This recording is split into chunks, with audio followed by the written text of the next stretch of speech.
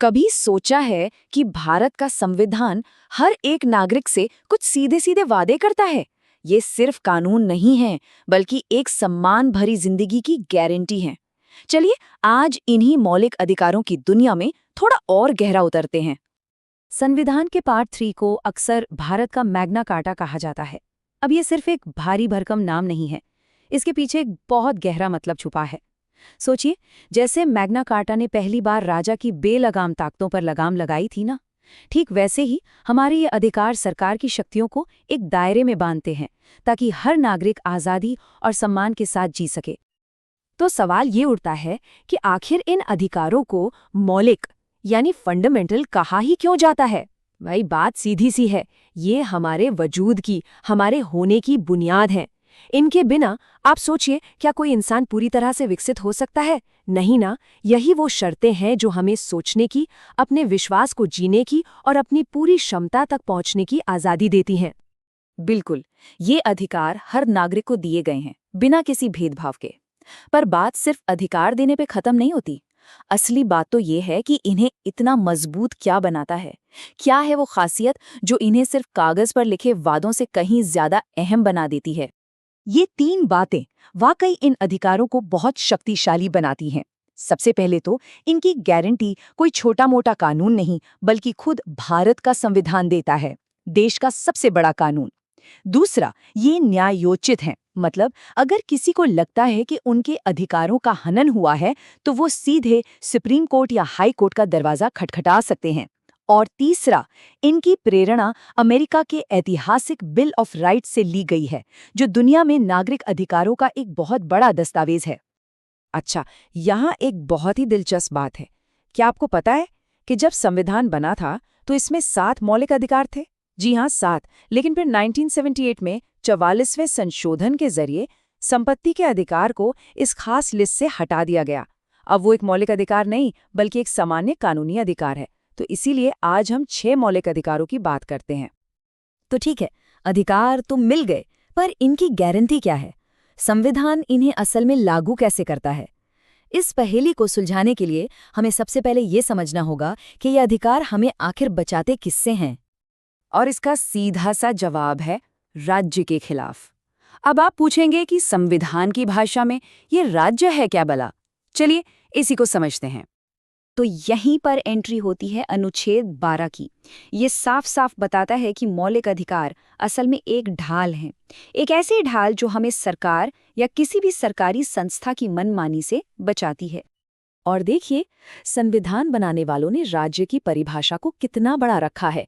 इसमें सिर्फ केंद्र या राज्य की सरकारें ही नहीं है, बल्कि आपके शहर की नगरपालिका, गांव की पंचायत, यहाँ तक कि LIC और ONGC जैसी सरकारी कंपनियां भी राज्य के दायरे में आती हैं।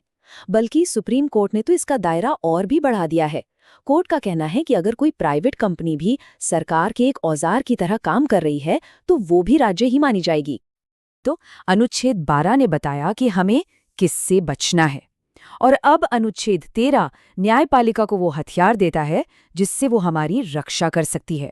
आप कह सकते हैं कि यही वो अनुच्छेद है जो हमारी अदालतों को इन अधिकारों का गार्डियन या संरक्षक बनाता है। इसका मतलब बहुत सीधा और बहुत शक्तिशाली है। इसका मतलब है कि संसद हो या राज्यों की विधानसभाएं, वो कोई भी ऐसा कानून नहीं बना सकती जो मौलिक अधिकारों को कम करता हो या छीनता हो। और अगर गलती से ऐसा कोई कानून बन भी गया, तो अदालतें उसे फौरन रद्द कर सकती हैं। इसी ताकत को हम न्यायिक समीक्षा या जुडिशियल रिव्यू कहते हैं। चलिए अब बात करते हैं उस पहले और सबसे जरूरी अधिकार की, जो बाकी सभी अधिकारों की नींव है। ये है समानता का अधिकार।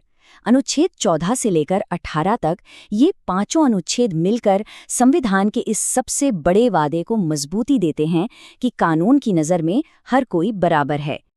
अनुच्छेद 14 बहुत सरल भाषा में कहता है कि राज्य किसी भी व्यक्ति को कानून के सामने बराबरी का दर्जा देने से मना नहीं करेगा। अब सुनने में तो ये बड़ी सीधी सी बात लगती है ना, लेकिन इसके अंदर 2 बहुत गहरे और अलग-अलग सिद्धांत छिपे हुए हैं। इस फर्क को समझना बड़ा मजेदार है।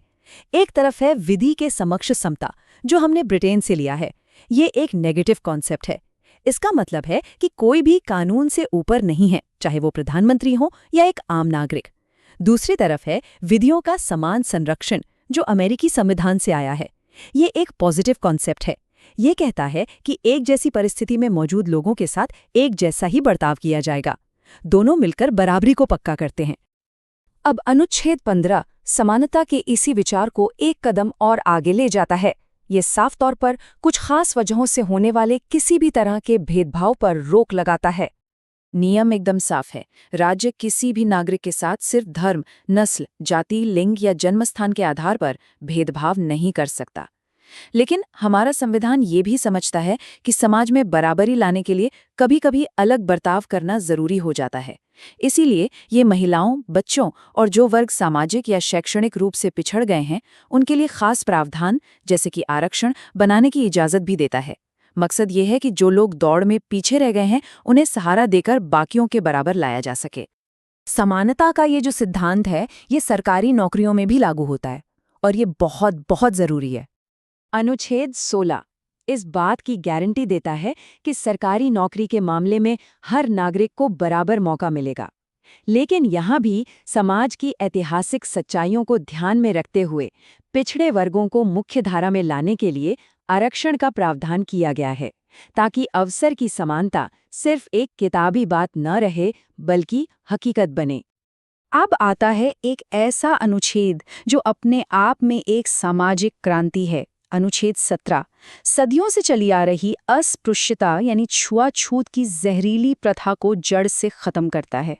ये कहता है कि इसका किसी भी रूप में पालन करना कानूनन अपराध है और इसके लिए सजा मिलेगी। समानता की इस यात्रा का अगला पड़ाव है अनुच्छेद 18, जो उपाधियों को खत्म करने की बात करता है। इसका असली मकसद है महाराजा, नवाब या राय बहादुर जैसी उपाधियों को खत्म करना, जो जन्म के आधार पर किसी को दूसरों से बड़ा बनाती थीं। हाँ, सेना और शिक्षा से जुड़ी उपाधियां जैसे जनरल या डॉक्टर बनी रह सकती हैं, क्योंकि ये जन्म से नहीं बल्कि काबिलियत से मिलती हैं। और एक और बात, भारत रत्न या पद्म विभूषण जैसे जो राष्ट्रीय पुरस्कार हैं, उन्हें उपाधि नहीं बल्कि सम्मान माना जाता है। तो अनुच्छेद 14 से 18 तक की इस पूरी बातचीत का असल मतलब क्या है?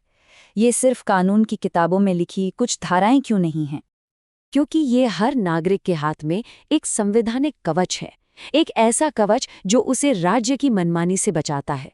ये सिर्फ शब्द नहीं है, ये एक ऐसे समाज का सपना है, एक ऐसा वादा है जहां हर इंसान की पहचान उसकी बराबरी और उसके सम्मान से हो। और इसी सवाल के साथ हम आज की बात खत्म करते हैं। संविधान ने हमें समानता का जो ये महान वादा दिया था, वो आज के भारत की जमीनी हकीकत में कितना पूरा हो पाया है, इस पर सोचिएगा जरूर।